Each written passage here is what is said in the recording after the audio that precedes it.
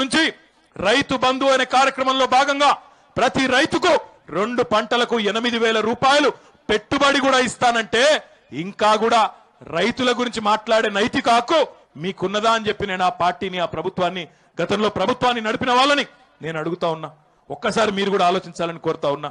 ఈ రోజు సంక్షేమ కార్యక్రమాలే చూసుకుంటే 1, 2 కాదు, పిల్ల పుట్టిన నాటి నుంచి కాటికి పోయేదాకా అన్ని రకాల కార్యక్రమాలు ఈరోజు ప్రభుత్వ పరంగా ప్రభుత్వమే సంక్షేమ రంగంలో చేస్తున్న విషయాన్ని కూడా నేను మీకు గుర్తు చేస్తా ఉన్నా.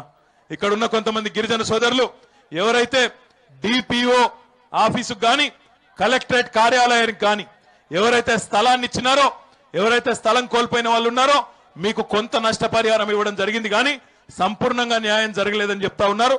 తప్పకుండా మీకు న్యాయం చేసే బాధ్యత కూడా ఈ ప్రభుత్వాందే మీకు న్యాయం చేస్తామని చెప్పి కూడా నేను మీకు విజ్ఞప్తి చేస్తా ఉన్నా. ఆ విషయంలో ఆందోళన అవసరం లేదని చెప్పి కూడా నేను మీకు తెలియజేస్తా ఉన్నాను. దయచేసి మీరు ఆలోచించాలని కోరుతా ఉన్నాను. ఈరోజు 1, 2 కాదు, సంక్షేమ కార్యక్రమాలే చూస్తే పరిమితి లేకుండా, సీలింగ్ లేకుండా ఇంట్లో ఎంతమంది ఉంటే అంతమందికి 6 కిలోల చొప్పున 10 మంది ఉంటే 16 60 కిలోల బియ్యం ఇచ్చి పేదవాడి కడుపులోకి 4 ముద్దలు పోయే విధంగా బ్రహ్మాండంగా చూసుకుంటున్న ప్రభుత్వం. ఈ రోజు పెద్ద వయసులో ఉన్న వాళ్ళకి గాని, వితంతువులకు గాని, బోధకాలు ఉన్న వాళ్ళకి గాని, ఒంటరి మహిళలకు గాని, బీడీ కార్మికులకు గాని 42 లక్షల మందికి సంవత్సరానికి 5,500 కోట్లు ఖర్చు పెడుతూ వారికి ఆసరగా ఉన్న ప్రభుత్వం. 1, 2 కాదు, చెప్పుకుంటూ పోతే Kalyana Lakshmi, Shadi Mubarak, KCR kit, double bedroom ఇల్లు చెప్పుకుంటూ పోతే 1, 2 కాదు.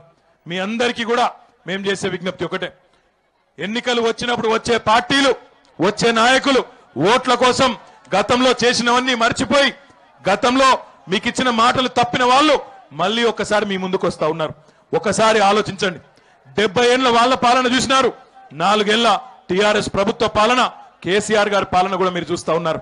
అందుకే మిమ్మల్ని అందరినీ కోరేది, రేపటి రోజున ఏ పరీక్ష వచ్చినా, ఏ సందర్భం వచ్చినా పూర్తి స్థాయిలో కేసీఆర్ గారి పట్ల ఏ రకంగానైతే వరంగల్ జిల్లాలో ఉద్యమ సమయంలో గాని, తదనంతరం వచ్చిన వరంగల్ ఉప ఎన్నికలో గాని ఏ రకంగానైతే ఏకపక్షమైన తీర్పునిచ్చినారో అదే రకమైన ఒరవడిని కొనసాగించాలని విజ్ఞప్తి.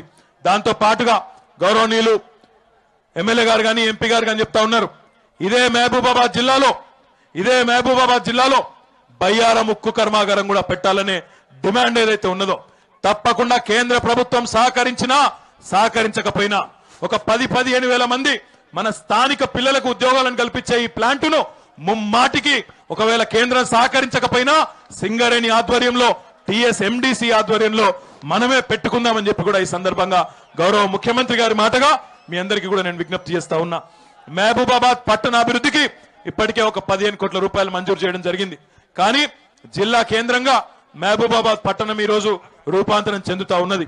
అందుకే గౌరవ ఆర్ఎండ్బి మంత్రి గారు, నేను ఇద్దరం కూడా ఆలోచించుకొని సమిష్టిగా ఎన్ని డబ్బులు అవసరమో మహబూబాబాద్ పట్టణ అభివృద్ధికి మొత్తంగా ఒక జిల్లా కేంద్రంగా ఉండాలి, అలా కనబడాలని ఏదైతే రెడ్డి నాయక్ గారు చెప్పినారో అదే దిశగా తప్పకుండా మహబూబాబాద్ పట్టణ అభివృద్ధికి పూర్తి స్థాయిలో ప్రభుత్వం వైపు నుండి గౌరవ ఉప ముఖ్యమంత్రి గారు కానీ, నేను కానీ, ఆర్ఎండ్బి మినిస్టర్ గారు కానీ అందరం కూడా కలిసికట్టుగా మీకు ఎల్లవేళలా అండగా ఉంటామని చెప్పి కూడా విజ్ఞప్తి చేస్తూ, మరి మా సోదరులు, మా సోదరీమణులందరూ కూడా గౌరవ ముఖ్యమంత్రి కేసీఆర్ గారికి ఎల్లవేళలా మీ ఆశీర్వాదాన్ని కొనసాగించాలని చెప్పి కూడా కోరుకుంటూ ఈ అవకాశం ఇచ్చిన పెద్దలకు ధన్యవాదాలు తెలియజేస్తూ జై తెలంగాణ. ఏంటండి, వీడియో నచ్చిందా? అయితే ఓ లైక్ వేసుకోండి, లేదంటే ఓ కామెంట్ చేయండి.